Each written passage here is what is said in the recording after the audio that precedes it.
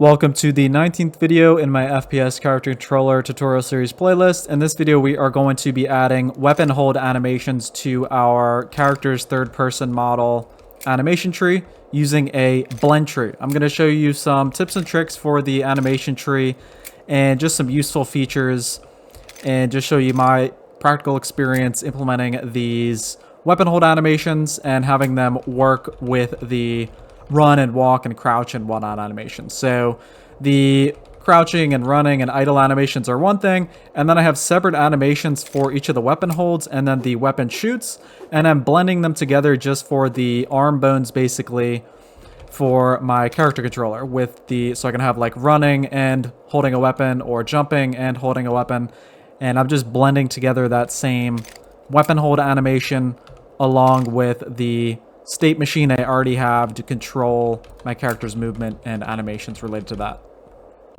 So this is the setup we created in the previous animation tree tutorial earlier in the playlist, and basically we just have this state machine as the root of our animation tree, and we have different blend spaces for running and walking and whatnot that we switch between based on the character's speed and, you know, obviously whether they're running and walking and whatnot.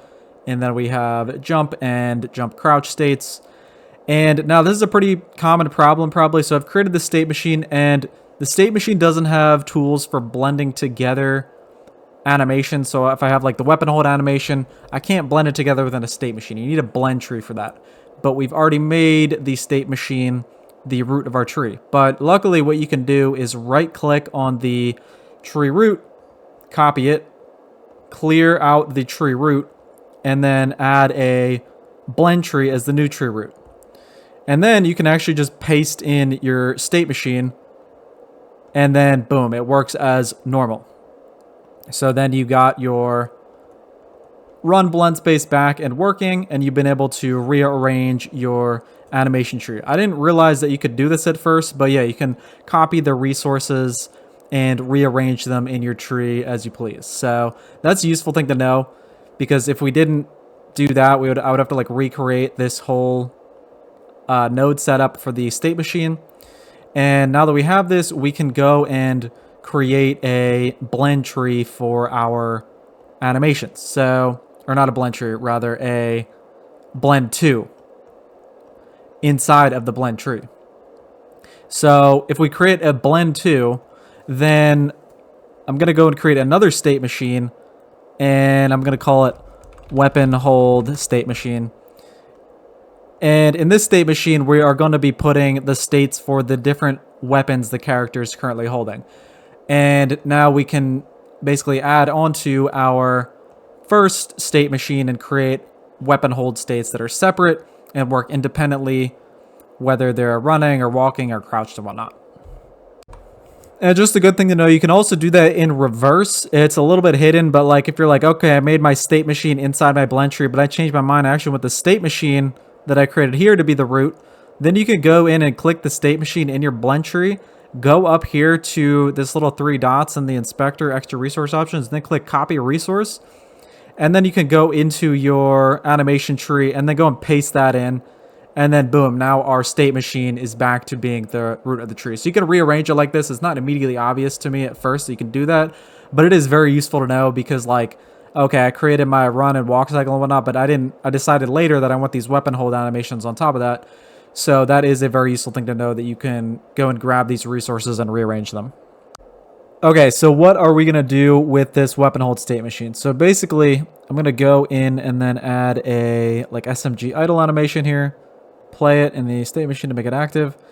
And then if you go to the blend 2, this blends together to animation. So I can do it like 50%, and then it slowly transitions just to the SMG hold animation. And that wouldn't be that useful, at least for this particular case, if it weren't for this edit filters button. So if you go and click enable filtering, it will only affect the bones you select in here. And I'm going to select all the bones from the hand up to the shoulder. And I'm just going to blend basically, because he's holding an SMG and he's just standing there. So I want to blend the arms from the SMG hold animation and leave him walking or running or whatever he is doing. So Go all the way up, click all of these, and I flatten my bone hierarchy.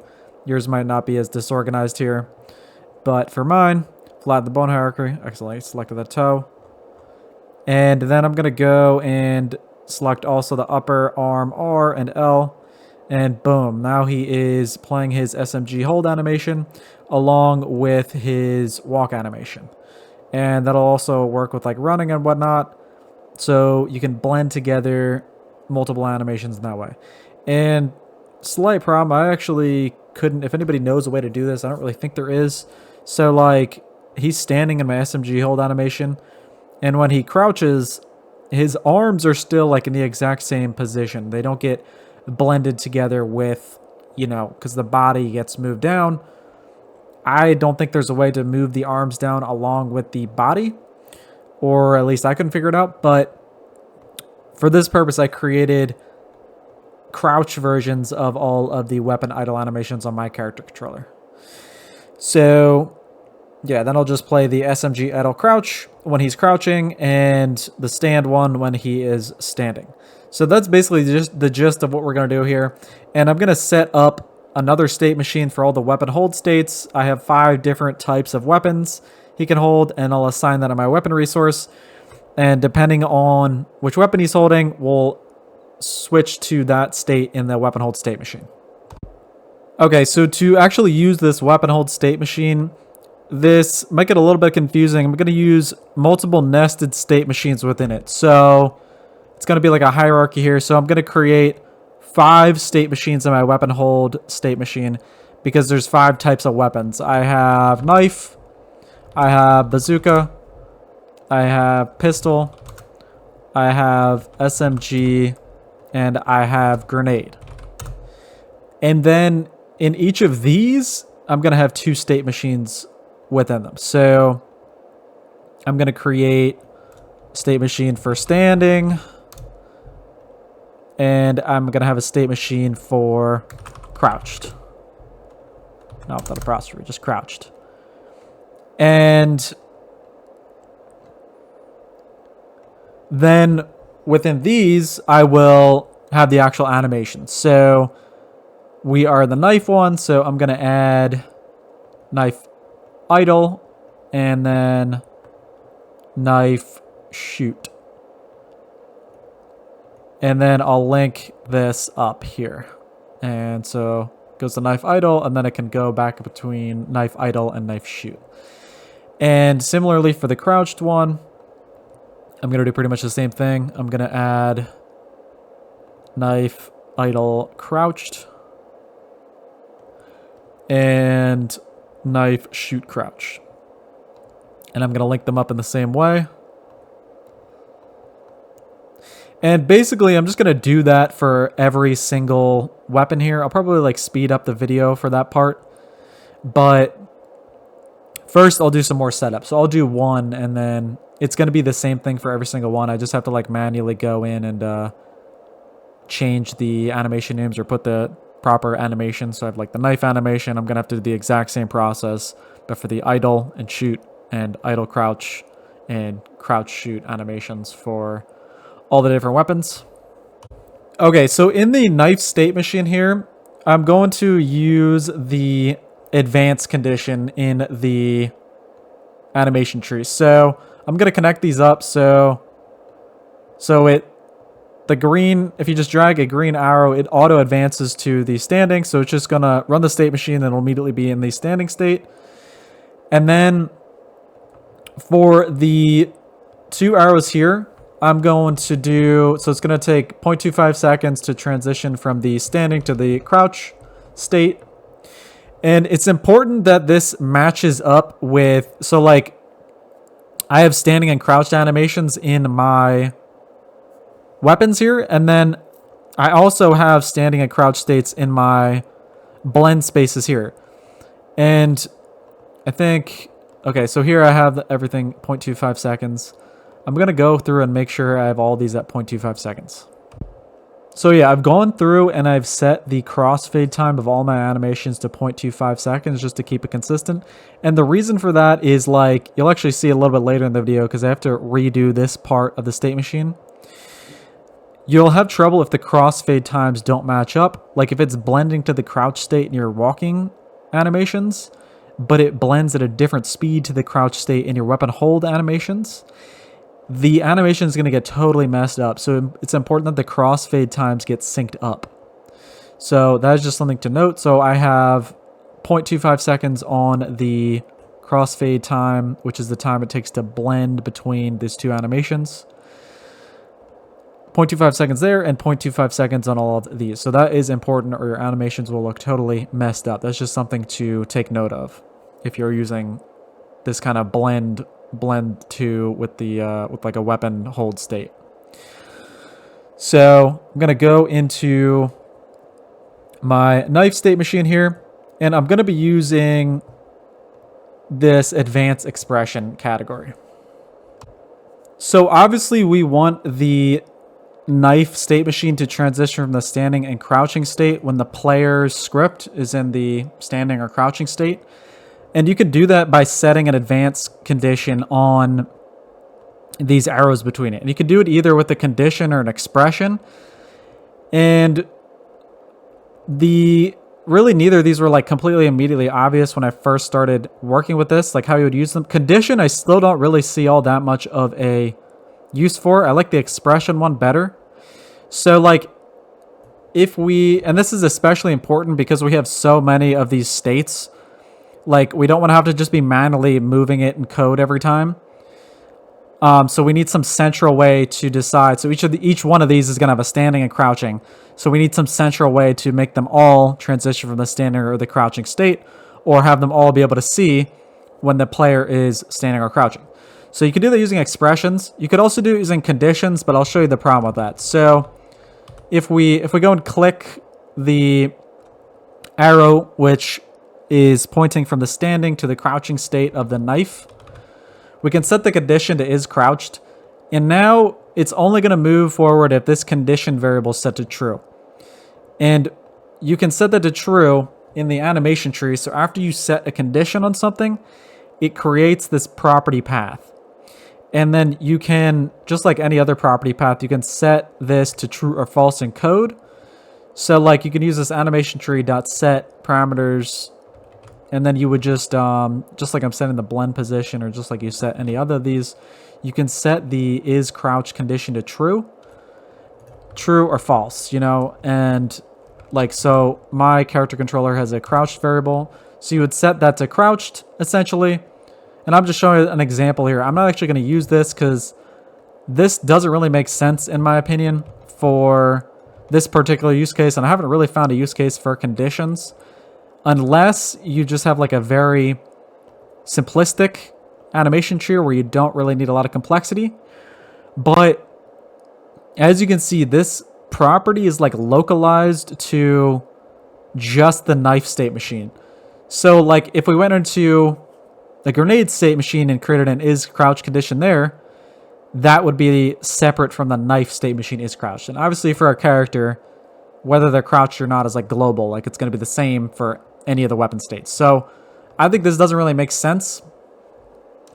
And then you can also go in like other state machines, and you can go copy property path. You can do it. You can grab this value globally anywhere in your animation tree by grabbing the property path. So if I copy property path, animation tree, where's my Godot window? If I go and copy the property path of the animation tree, anywhere in your tree, you can do this, self brackets, and then check in the expression case if the is crouch condition is true or false. So here we would say if we're not crouched, then we move back to the standing state. But it's a little weird having it like localized to just the condition right here. So yeah, it's going to be a little wonky if you have multiple state machines nested like this. And also, I don't believe there's a way to do like not is crouched in the condition here. I think you would have to grab it in the expression box anyway. So I don't really like conditions. I don't really see all that much of a use case for them unless it's for like very, very simple stuff. But even then, I like this expression part a lot better, because what you can do is an expression, you could just say, okay, so the condition for advancing from crouched to standing is self.isCrouched equals false. So when we're not crouched, then we move to standing. And then when we're standing, if crouched equals true, then we move to crouched. And then you can define this variable on the animation tree. So if I go attach script, built-in script, add the export variable, is crouched bool equals false, then this will just work. And you can just grab the value of the variable in the expression. And like if we had other ones too, you could do like and self.other var equals this. And you can just do like regular expressions like you would in Godot and just check the equality of things and whatnot. And yeah, I just like this a lot better. It makes more sense to me than the condition. So, and I didn't see like these spelled out how to use these really clearly in that many places. So that is how you use expressions. So then you could just go and set the isCrouched variable from, say, your character body 3D. And actually, yeah, what we can do, since I'm already updating the animation tree from our character body 3D, what I'll do is go and say AnimationTree dot isCrouched equals isCrouched. So I'm just going to update this export variable on my animation tree, and then we can grab it in any of the nested state machines just by using the self.isCrouched. That lets us check any variable we want on the animation tree. So yeah, now to extend this concept a little further in a way that probably makes complete sense here, if we add a hold type for a string, then we can create this little machine that will select the correct weapon hold state machine node based on the string. So if I go in and set in here self.hold type, so if the hold type is not equal to bazooka, then advance away from the bazooka. If the hold type is not equal to knife, then advance away from the knife. If the hold type is not equal to grenade, advance away from the grenade. If the hold type is not equal to pistol, then, or if the hold type is not equal to SMG rather, then advance away from SMG to pistol. If the hold type is not equal to pistol, then we go to bazooka. Just make sure I did this right. So yep, that works. And then you can also add like a safety check probably. So you could do and self.hold type is not equal to an empty string. So if the hold type isn't set, it'll just use like the knife as the default to prevent like an infinite loop in the state machine. So yeah, that's how we can use the setting an export var string and check that in our expression to select the correct weapon hold type. Now all we have to do is set the hold type to whatever weapon we're holding, and it will advance to the correct state machine. And now I'm actually going to modify the knife idle and knife shoot croucher. I only need the back direction here because while I'm going to be able to like trigger the shoot animation, I'm just going to do that in code. So I don't actually need the forward movement of the state machine. I'm just going to like force it to jump to the shooting animation. And then I'm going to say at the end of the knife animation, auto advance back to the knife idle crouch animation. And then I'm going to do a similar thing on the standing version. So, oops, I don't need the forward one because I'm going to jump there. So on the way back, I'm going to switch. So at the end of the animation, then go back to the knife idle state. So at the end of the knife shoot animation, go back to the idle state. And that is pretty much everything we need for the knife animation. And now I have to go in and do the same exact thing for all of these. So I'm going to add the grenade, SMG, pistol, and bazooka animations too.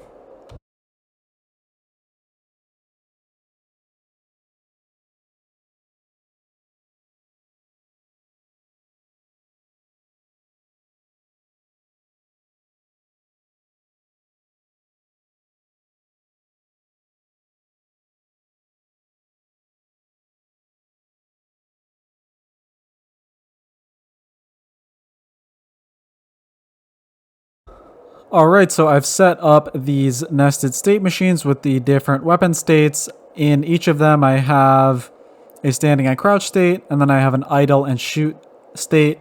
And I've named these so they all match up. So all the standing have idle and shoot. All of the crouched have idle and shoot.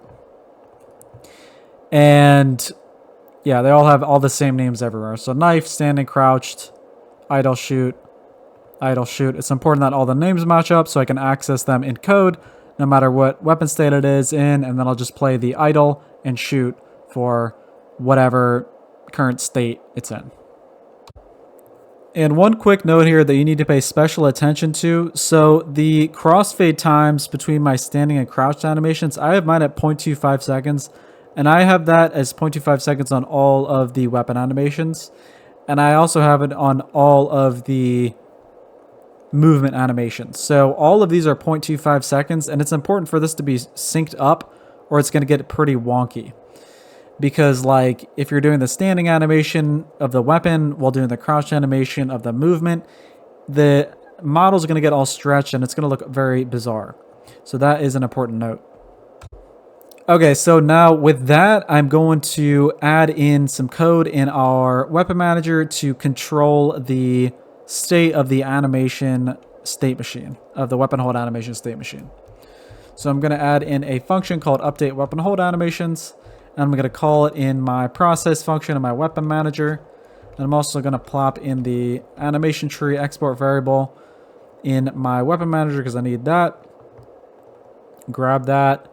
And then in my update weapon hold animations function, which is going to call it every frame, I'm first going to grab this value here, the weapon hold blend 2D, and you can right click copy their property paths to set these from code. So I went and copied the property path of this weapon hold to blend 2, weapon hold blend 2 node. And now I can set how much it is blending. So basically if it's at 0, then it will just disable the weapon hold state machine and those animations won't affect the final animation of the blend tree. So I'm only going to apply the blend 2 basically if we have a current weapon. Otherwise we're going to set this to 0. So yeah, I'm doing that from my update weapon hold anims function. And then also on mine, one thing I added was on all of my weapons, I have a hold style. So it can be one of the 5 hold styles. And I have this as an enum, which you can set from all of the weapon resources. So like my bazooka, I set it to the bazooka hold style. P90, I set it to an SMG style. Knife to the knife style, and so on. So I've set this enum that I can check against. And then what I'm going to do here is simply go in and assign the animation tree's hold type variable to the string, which corresponds to the hold type. And yeah, we're just going in and setting the animation tree hold type variable, which we set here, that we are using to advance the state machine to the appropriate state. And with that, it should pretty much work. Now there is one little problem with this that looks kind of funny that I will show you right now. So it is using the correct animation for the weapons. As you can see, it's swapping. When I swap the weapon, it will also swap to the appropriate animation. So that works well. But you'll see when I jump, my arms are doing something absolutely bizarre here. And I think the bazooka, it's like really obvious on. Oh yeah, the knife is really bad. So you can see my arms are doing something absolutely maniacal on my character here. And this is because of the crossfade times that I mentioned. So like if you have multiple different animation trees that are like linked up or multiple different state machines, the crossfade times of like the crouch and the stand should be linked up. So this is being caused by the crouch of the weapon hold animations not being synced up with the crouch of the movement animations. And this is kind of like a subtle, tricky thing to get right. But basically what I'm going to do is restructure a bit my movement state machine just to make it a bit more clean, because how I have it currently set up is that there's 5 different states here, but in my weapon hold state machines, they are just switching back and forth between standing and crouched. And the discrepancy here of like, because I guess sometimes it's like, okay, we're jumping and then we're on our way to maybe like the walk blend space, and then we crouch on the way. So that could cause a discrepancy of time. So like while it's on our way to the walk blend space and it's still like half a second behind, the weapon hold space could have already been in the crouch blend space by then. So I need to organize this so that it has a broader state of crouched or standing, and I need to organize it into that same shape as the weapon hold animation, so it's always going to be synced up with the crossfade times. So the crossfade times need to be the same amount, 0.25 seconds, which I already have, but now I need to organize it a little bit. So yeah, I'm actually just going to do away with this entirely and just like redo it pretty much. I think I can actually do it a little bit cleaner here. So I'm going to add a state machine for standing and a state machine for crouched. And we'll go to the standing machine to the start, and then we can swap between the two with, you guessed it, the expression self.isCrouched equals false. That's the condition for advanced into standing. And then self.isCrouched equals true. And now if I put the walking and running blend spaces within these two, and if I set the crossfade time to 0.25 seconds, then the weapon hold animations, because they also have just two standing and crouch and just swapping between them on the same condition, it'll be synced up now, and we won't get the weird arm bending thing where it's like going all over the place. So yeah, it's important to sync up your standing and crouch states with a state machine setup like this.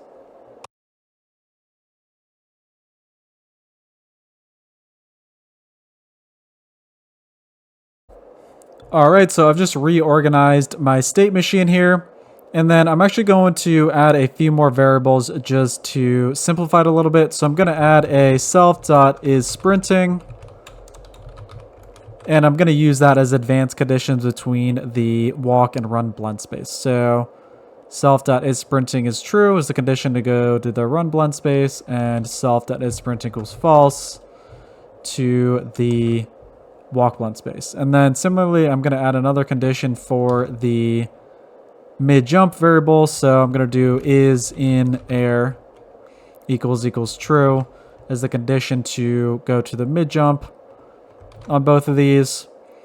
And then I'm going to do self.is in air equals false to travel back to the walk or run blend space for both of these. And then I'm going to do the same thing on the crouch because I have a blend space for a jump crouch too. So is in air equals false, is in air equals true. And then I'm going to add these to my animation tree. Export var is in air, bool equals false, is sprinting, bool equals false. And then I'm going to go into my character controller where I'm updating all the animations, and then I can simply just set these variables is in air, and that is equal to this. And I can simplify this code a bit now, take away this big if statement because we were just doing that in the state machine. So we're going to play the in-air animations if we're no clipping or if we are not on the floor. And then I'm going to do the sprinting animation. What did I call that? Self.isSprinting. So if input data as action pressed sprint, then we will set the isSprinting variable to true. So that simplifies a lot of the code, and now we've organized it so that the crouching and standing states are with a 0.25 second crossfade, so they're going to link up between both the weapon hold and the regular, and that they are just organized into these two, so it'll bounce back and forth at the same rate, regardless if it's at the weapon hold or the regular animations. And then also I have to go back in and update, so I just changed these locations for this blend space, so I'm going to update that in my code too. So For the standing, run at this blend position.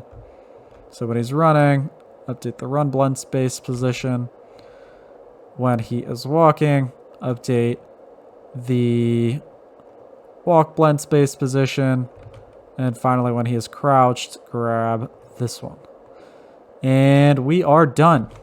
Everything should work perfectly, as most code does the first try. See how we did. And well, that's absolutely tragic.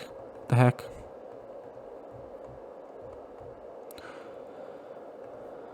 Does not have state travel. Oh, because we no longer have this. So I simplified the code here, so I don't need the playback travel portion. And I actually don't even think we need the state machine playback anymore either.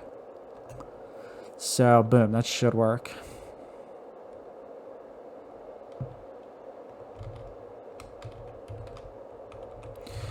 Alright, so now the animations are linked up and they are no longer doing that weird thing with the arms because the crossfade times are linked up and it's organized so that like when it's bouncing back and forth, it's going to be perfectly synced up because it's in the same form of two nodes linked together. That's really hard to explain, but hopefully that like showed visually what I meant. But you need it to completely link up the crossfades of the nodes if you have a weapon hold animation. Alright, so there's one more thing I still haven't added yet, and that is the weapon shoot animation. So I'm going to add a function in my weapon manager to do just that. And I'll just paste it all in here. I got it pre-typed out. And basically, we are going to just control the appropriate state machine. So we have all those nested state machines. So I'm just programmatically getting the correct name. So parameters, weapon hold state machine. This is the root one here. So I'm going to get the root weapon hold state machine. And then if I get the current node, that is the string name of the current node.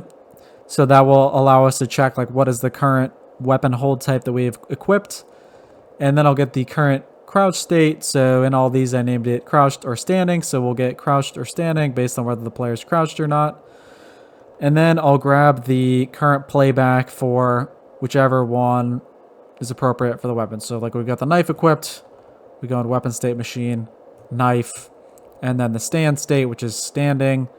And then we grab the playback of this state machine or whatever is the appropriate one for the given weapon and standing type, whether it be standing or crouched. And then because I named all of them the same, I could just call dot start shoot to start the shoot animation on the knife, on the grenade, or on any of them. And this will just work. So now I'm going to go into my weapon resource and I can just call in my fire shot function weapon manager dot trigger weapon shoot world animation. And I'm going to copy that on because I have a couple inherited classes. So my projectile weapon resource as well, I can trigger the trigger weapon shoot world animation. And finally, on my melee weapon resource, same thing. Trigger weapon shoot world animation. And that should just work.